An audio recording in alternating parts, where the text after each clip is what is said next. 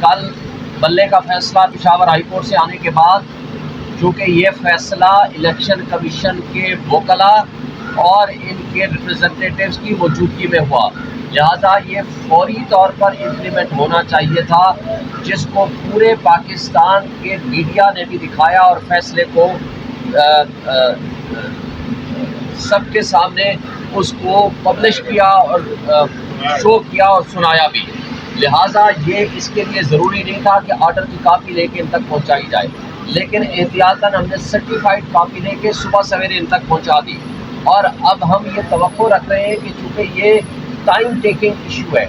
فوری طور پر چونکہ اب ہم نے وہ ٹکٹس دینی ہے ریٹرننگ آفیسرس کو، اب اس کے مطابق سمبل الاٹ ہونے ہیں، تو ان کو چاہیے کہ فوری طور پر ہمارا وہ بلہ بحال کریں، یہ اپنے ویب سائٹ پہ اس کو پلیس کریں تاکہ وہ جو اسموتھ فنکشننگ ہے وہ آگے پروسیڈ ہو، کیونکہ سپریم کورٹ نے کہہ رکھا ہے کہ 8 فروری کا الیکشن یہ پتھر پہ لکیر ہے، جو اس پہ رکاوٹیں کھڑی کرے گا وہ کنٹمپٹ آف کورٹ ہوگی۔ الیکشن کمیشن کے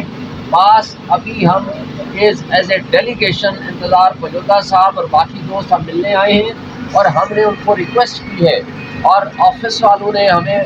الیکشن کمشنر صاحب سے ملوایا تو نہیں، لیکن ہمیں ان کے سیکریٹری اور ان کے ڈائریکٹر صاحب نے یہ پیغام دیا کہ آپ کے آرڈرز مل چکے ہیں اور اس کے اوپر ہم نے عمل درآمد کرنے کا آغاز کر دیا ہے۔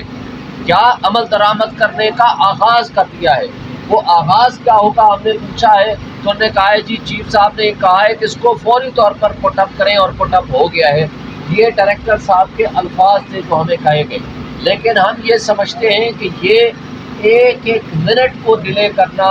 یہ توہین ہے پشاور ہائی کورٹ کے فیصلے کی، یہ توہین ہے عوام کے بنیادی حقوق کی، یہ توہین ہے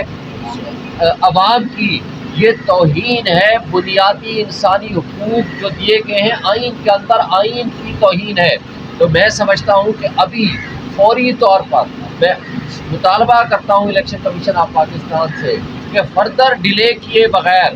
اس کو فوراً عمل درآمد کریں، کیونکہ آپ منصف ہیں، منصف کی کرسی پہ بیٹھ کے اگر آپ پارٹی بنیں گے تو لوگ بجا طور پر آپ کی طرف انگلیاں اٹھائیں گے کہ آپ ایک مافیا کو سہولت کاری دے رہے ہیں، ان کو واک اوور دینا چاہتے ہیں، پاکستان کے سب سے بڑی پولیٹیکل پارٹی کو آؤسٹ کرنے کے لیے